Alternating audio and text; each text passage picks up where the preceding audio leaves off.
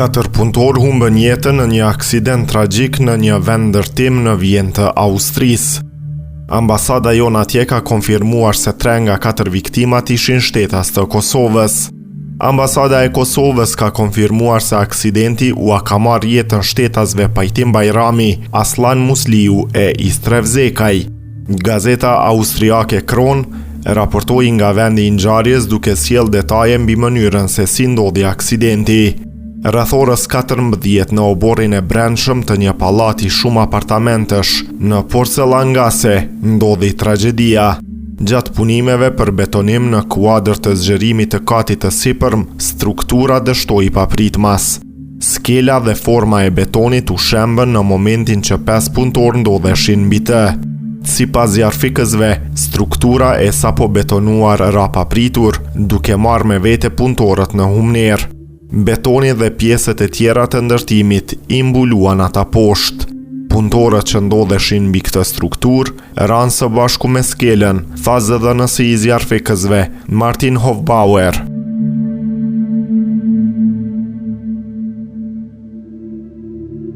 Dëshmitarët okular tregojnë ngjarjen dramatike.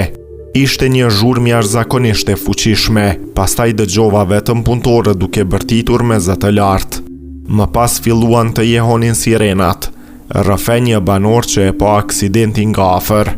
Vetëm disa minuta pas shembjes, zjarfikësit, policia dhe ekipet e shpëtimit arritën në vend ngjarje. Megjithatë, madhësia e tragjedisë nuk mund të ishte ende qartë. Më shumë se 100 punonjës emergjence përballuan një fushë rënojash jashtëzakonisht të rrezikshme.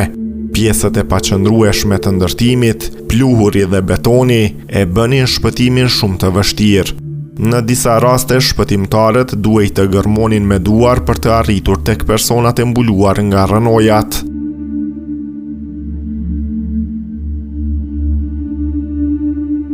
Fillimisht u shfaq një shpresë.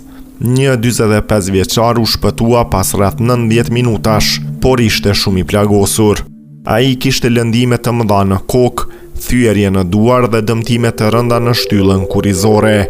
Ai u dërgua menjëherë në sallën e emergjencës së një spitali, sipas deklaratës së Daniel Melcher.